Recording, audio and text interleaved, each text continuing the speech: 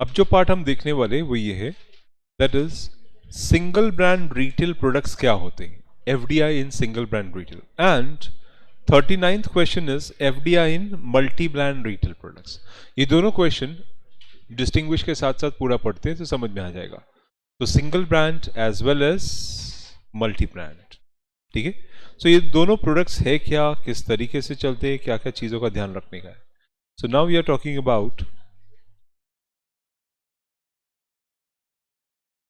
question 39, that is called, sorry, 38 and 39,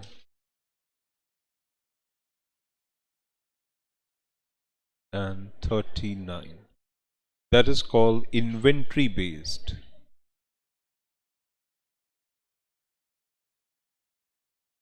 So inventory based models जो है, inventory based models जो है, इनको हम दो पार्ट में डिवाइड कर सकते हैं, single brand and multi brand, ठीक है।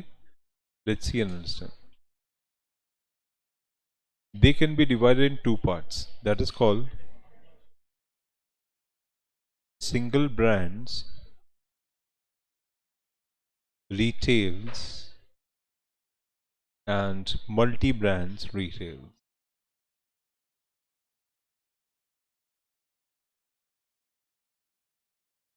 ठीक है। Single brand retails, single brand retails, चलो एक काम करो, कुछ एग्जांपल्स दो सिंगल ब्रांड रिटेल्स के जो एक ही ब्रांड के नाम से चलते हैं। से for example Patanjali is one brand, लेकिन उसके सारे प्रोडक्ट पतंजलि ब्रांड से चलते हैं। Give me other examples. Nike, okay, Adidas, Nike, shirts, T shirts, shoes वगैरह हो गया, परफ्यूम्स वगैरह, ठीक है, fine. What else single brand?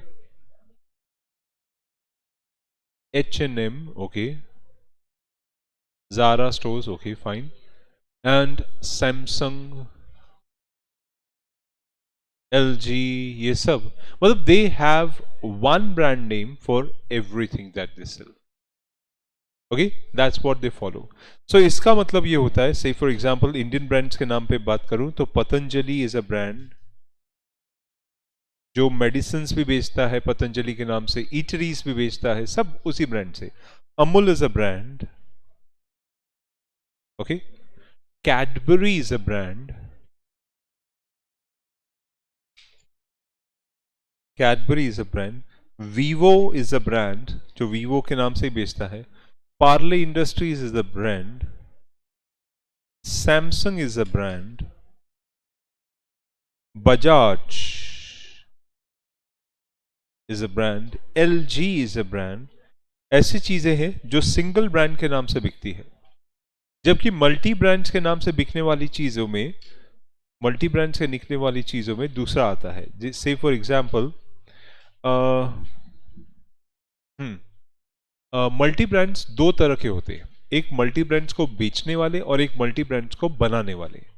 बनाने वालों में जैसे नाम आता है HUL, हिंदुस्तान यूनिलीवर लिमिटेड, जो सर्फ बनाता है, रिन बनाता है, लक्स बनाता है, ये बनाता है, अलग अलग अलग अलग अलग ब्रांड्स बनाता है। वो अपने HUL नाम से नहीं बेचता है, वो मल्टी ब्रांड्स में बेचता है। Then yes, ITC is also multi-brand company. PNG is also a multi-brand company. The Procter and Gamble. Mintra is not a multi-brand company. Okay. Nestle itself is a multi-brand company. ये वो लोग हो गए जो multi brand के products बनाते हैं, और मल्टी ब्रांड्स के प्रोडक्ट बेचने वाले, जैसे ऊपर अभी डिस्कस किए थे डीमार्ट, ये मल्टी ब्रांड के प्रोडक्ट्स बेचते हैं। बिग बाजार, ओके, ब्रांड फैक्ट्री,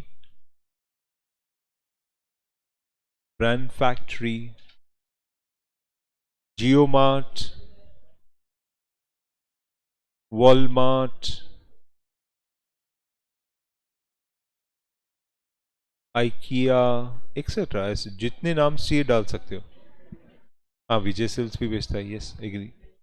सो ये ऐसे कई नाम्स डाल सकते हो, आपके स्टोर्स लोकल एरियाज में जितने भी नाम है डाल सकते हो। या Darshit, Zara also you can put that too. So इसका मतलब ये होता है कि हम जो डिस्कशन अब करने वाले हैं वो ये डिस्कशन है कि सिंगल ब्रांड के हिसाब से अगर कोई चीज बना के बेचता है तो उसका एम, उसका स्कोप और एफडीआई की रिक्वायरमेंट्स क्या है। क्या वो अच्छा ऊपर का क्वेश्चन रह गया बोलते हैं। ओ, सो इस तरह ब्रांडिंग होती है, इस तरह ब्रांडिंग होती है सिंगल और मल्टी ब्रांड। अब इसके एक एक मतलब समझते हैं और मल्टी ब्रांड सेगमेंट और सिंगल ब्रांड में क्या क्या चीजों का ध्यान रखने का है। Let's see and understand that. So now we are talking about multi brand and single brand. Let's see the first part that is called meaning, that is called meaning. Single brand की जहां तक बात करें तो single brand हमेशा products which is manufactured by the single brand owner उसकी बात करता है। सो that means single brand, single brand retail products covers only products manufactured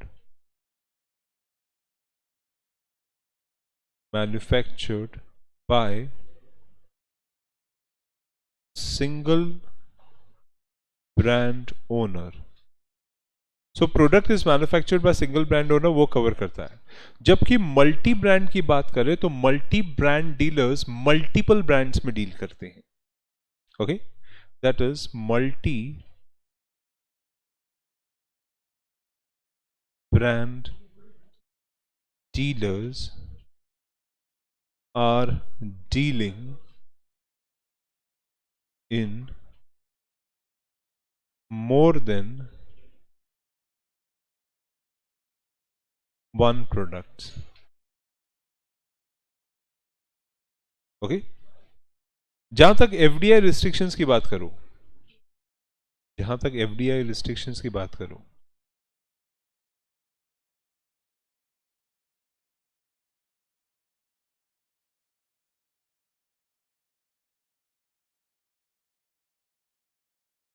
okay, single brand की तरफ एफडीआई रिस्ट्रिक्शन 100% अलाउड है। ओके, आपको ऑटोमेटिक रूट में सिंगल ब्रांड कवर करता है, इसका मतलब आप अपने ब्रांड के लिए 100% एफडीआई ले सकते हो। इसलिए वो अमूल, पतंजलि, ये सब के लिए पूरा पूरा एफडीआई अलाउड है, कोई रिस्ट्रिक्शंस नहीं है सच। सो यहां पर एफडीआई रिस्ट्रिक्शंस की बात करूं तो 100% FDI allowed under automatic route. ठीक है, मल्टी ब्रांड के लिए गवर्नमेंट ने क्या रखा है कि आप 51% एफडीआई रख सकते हो, मतलब मेजॉरिटी शेयर्स आपके पास, लेकिन लेकिन लेकिन लेकिन गवर्नमेंट ने फिर भी आपको अप्रूवल रूट में रखा है, यानी वो 51% लेने के लिए भी आपको सरकार का प्रायर अप्रूवल चाहिए। ओके, तो वॉलमार्ट अगर इंडिया में खुलता है तो वॉलमार्ट को एक इंडियन पार्टी चाहिए रहेगा। जो फॉरेन पार्टी यानी वॉलमार्ट है वो 51% रख सकता है, इंडियन पार्टी 49%। लेकिन फिर भी वॉलमार्ट को इस 51% रखने के लिए पहले सरकार से अप्रूवल यानी प्रायर अप्रूवल लेना होगा। Okay, so that means 51% allowed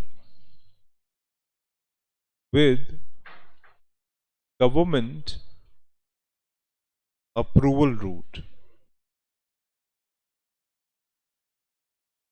with minimum FDI of $100 million। ठीक है, सो मल्टी ब्रांड के अंदर आपको 51% अलाउ किया हुआ है, लेकिन कम से कम $100 मिलियन का इन्वेस्टमेंट आना चाहिए, तो ही आप अलाउ कर सकते हो। ठीक है, अब एक बात करते हैं ओवरसीज डीलर्स की।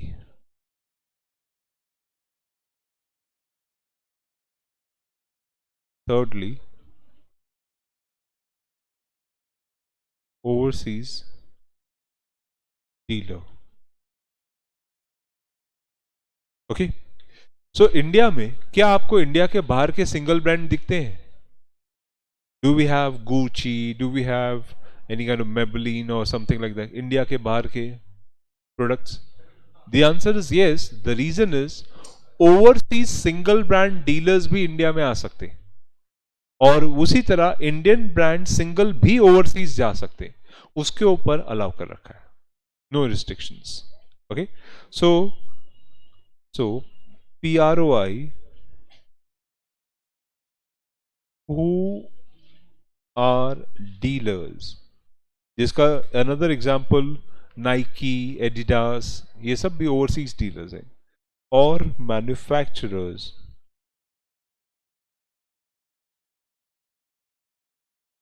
of single brand products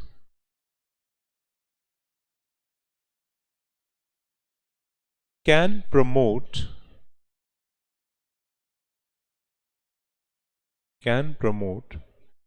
their brands and products in India through agreements.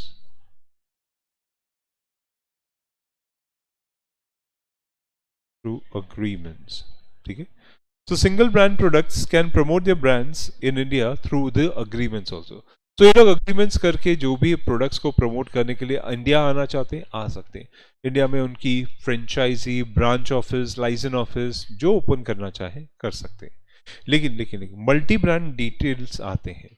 तो मल्टी ब्रांड में दो एरिया आता है. एक वो इंडिया के बाहर से कुछ चीज़ें लेके आते हैं और एक वो इधर से लेते हैं. तो जो प्रोडक्ट्स यहाँ से लेंगे, जैसे स्पेशली ईटरीज लाइक खाने पीने की पल्सेस, ग्रेन्स, क्योंकि देखो मल्टी ब्रांड के स्टोर पे जाओगे ना तो आपको सब कुछ मिलेगा. सो मल्टी ब्रांड स्टोर्स वाले अपने जो प्रोडक्ट्स यहाँ से लेंगे उसका क्लियर डिक्लेरेशन देंगे कि वो ईटरीज, पल्सेस, ग्रेन्स वगैरह, फ्लावर्स, वेजिटेबल्स, ये सब भी वो लोग बेचते हैं. मल्टी ब्रांड है ना, तो स्टोर्स में आपको सब कुछ मिलेगा एक ही स्टोर में. That is where multi brand is like that. So अगर आप कभी इनके स्टोर्स पे जाओ ना तो they have all mostly everything which you can eat or which you can store, सब कुछ. Okay, so these kind of products if they sell they have to disclose. Okay, they have to disclose this. So ऐसे cases में dealer who deal with this product can deal only as per the permission which is granted to them. इसलिए कुछ multi brand वाले हैं ना, वो ऐसा करते हैं कि सारे प्रोडक्ट्स एक ही छत के नीचे, जैसे अगर आप USA में चले जाओ वॉलमार्ट स्टोर में, अकेला वॉलमार्ट स्टोर ही आपका घंटे भर से ज्यादा ले लेगा. इतने सारे प्रोडक्ट्स अंदर ही एक ही स्टोर के अंदर है और इतना सब कुछ है कि एक घंटे से ज्यादा तो पूरा स्टोर में घूमते घूमते घूमते लग जाता है कि ये प्रोडक्ट लेना, ये है, ये है. ऐसे ही जियो मार्ट के बड़े बड़े स्टोर्स बन चुके हैं. पहले बिग बाजार के थे, अभी जियो मार्ट स्टोर्स आ गए. तो आपको एक ही स्टोर में बहुत कुछ मिल जाता है. Okay, most of your varieties got satisfy over there. अच्छा, वो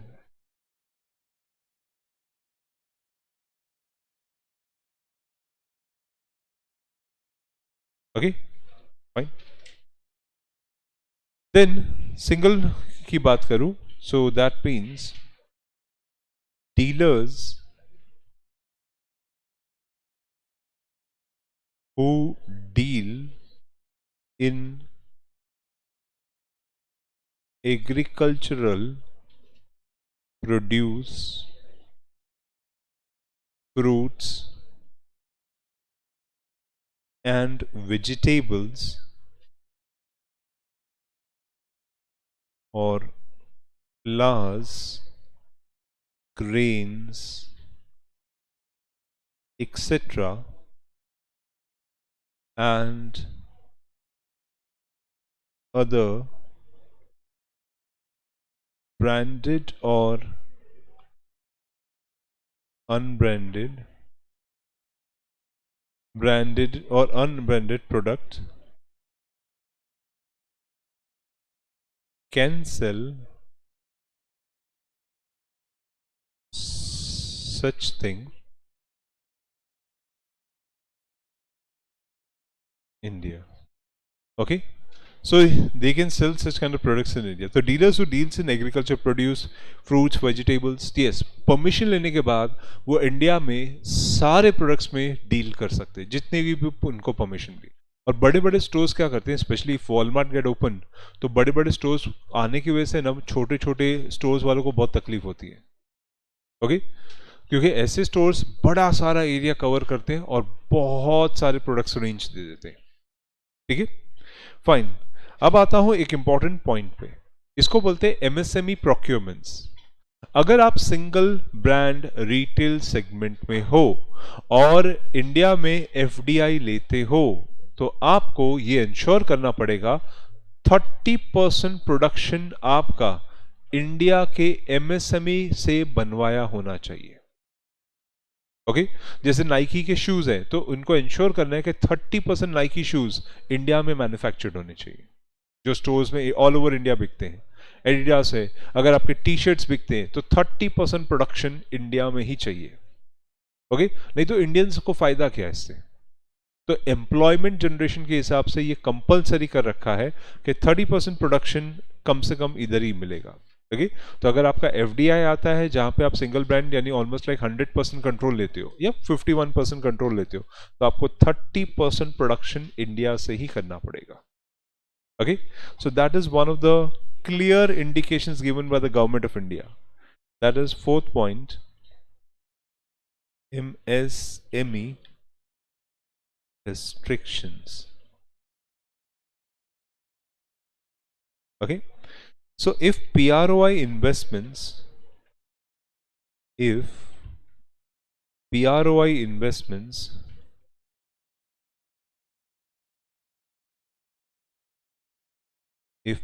investments exceeds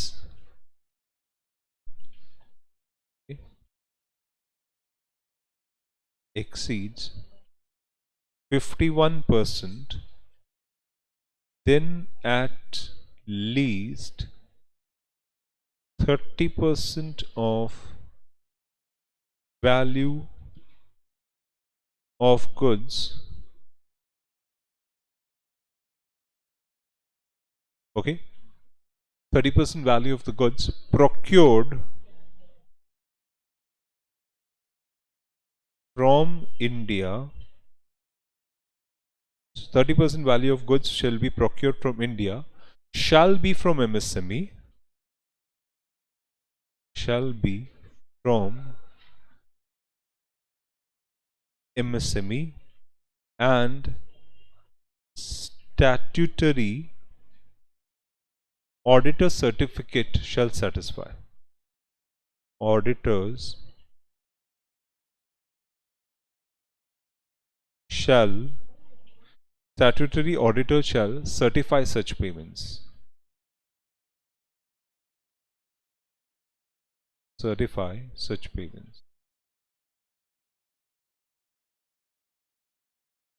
ठीक है सो अगर आप इंडिया से डील करते हो तो कम से कम यहाँ पे ही होने चाहिए और स्टैट्यूटरी ऑडिटर का सर्टिफिकेट ये सर्टिफाई करना चाहिए कि आपका 30% प्रोडक्शन इंडिया से ही है. ठीक है अब एक बात बताओ, मल्टी ब्रांड्स बहुत सारी चीज़ों में डील करता है. क्लियर, इसका मतलब उनके पास अलग अलग अलग अलग रेंज के प्रोडक्ट्स पड़े होंगे. सो इमेजिन करो stores with so many different products. Government बोलता है ये जितने भी प्रोडक्ट्स पड़े हैं ओके हर रेंज के प्रोडक्ट में 30% प्रोडक्शन इंडियंस मैन्युफैक्चर्ड होने चाहिए. फिर आपका बिस्किट्स का रेंज है 30% इंडिया से, अगर आपका ग्रेन्स का रेंज है 30% इंडिया से कम 30% इंडियन से होना चाहिए. ओके अगर आपका टी शर्ट शूज का रेंज है 30% इंडिया से. ओके अगर आपका कोई क्लॉजेट्स वगैरह का रेंज है 30% इंडिया से मैन्युफैक्चर्ड हो. तो ये इंश्योर करना पड़ेगा. जब इंडिया में एप्पल इंडस्ट्रीज टिम कुक आया था और बात किया था हम एप्पल के फोन्स इंडिया में बनाएंगे, एप्पल इंडिया में बेचेंगे, हमारे मिनिस्टर ने क्लियर उसको बोल दिया 30% प्रोडक्शन इन इंडिया. इससे वो सेज नो, एप्पल के सॉफ्टवेयर लोगों को समझ में नहीं आएंगे.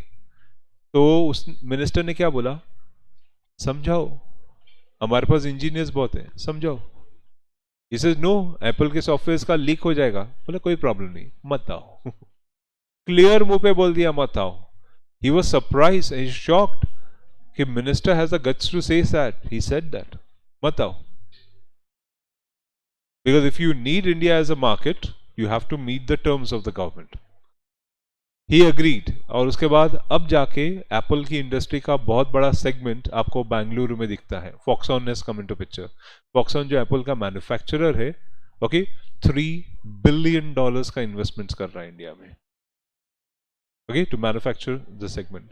सो ये दिख रहा है कि इंडिया ने इंसिस्ट किया तो अब जाके जॉब क्रिएट हुआ और एप्पल के ओरिजिनल एप्पल के फोन्स जो वर्ल्ड में बिकते हैं वो इंडिया में भी मैन्युफैक्चर्ड होंगे, okay.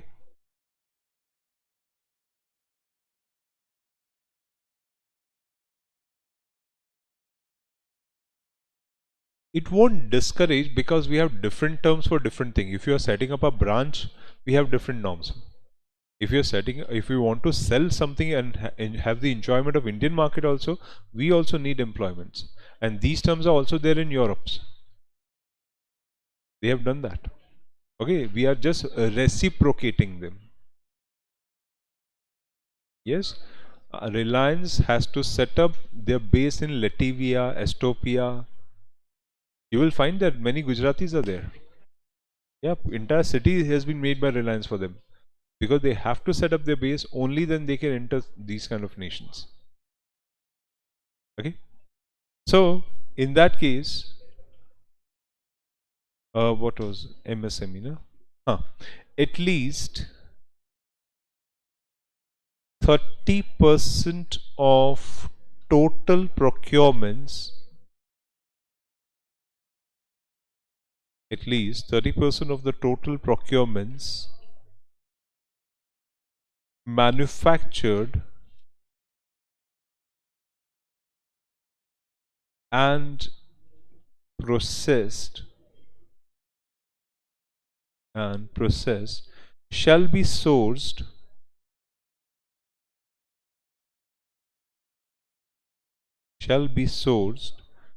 through MSME.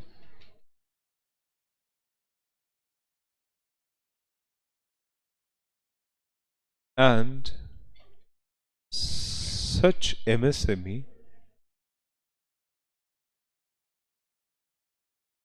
means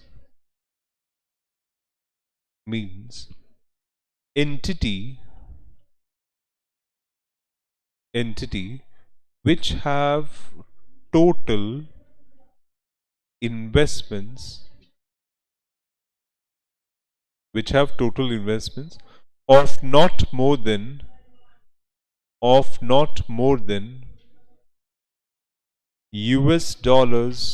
million, of not more than $2 million in plant and machinery.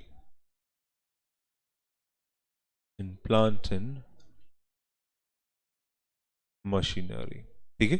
So that is the restriction they have imposed कि अगर आपको इंडिया से ये चीज़ें करवानी है तो आपको कंपलसरी एमएसएमई से करवाना पड़ेगा मैन्युफैक्चरिंग. और ये इंश्योर करने का कोई एमएसएमई का मतलब ऐसी एमएसएमई जिसका प्लांट एंड मशीनरी में investments not more than $2 million. Okay, 20 lakh, इससे ज्यादा का नहीं होना चाहिए. मतलब it's a small entity, that's it. ठीक है, क्लियर ना. अगर एग्जाम में आपको सिर्फ सिंगल ब्रांड पूछा है तो please right only the single brand side, don't write the multi brand. Exam में मल्टी ब्रांड पूछा है तो मल्टी ब्रांड, और डिस्टिंग्विश पूछा है बोथ द वेज. ओके, ठीक है. तो इस चीज का ध्यान रखना, जो आपसे पूछा है उतना ही लिखना. ठीक है, फाइन. चलो, with this single brand and multi brand is also done. Single brand and multi brand is also done. Now we are on reporting requirements. ठीक है, so we have fallen on reporting wrong. ठीक है, चलो समझाता हूँ. Done this much, पहले complete कर लो.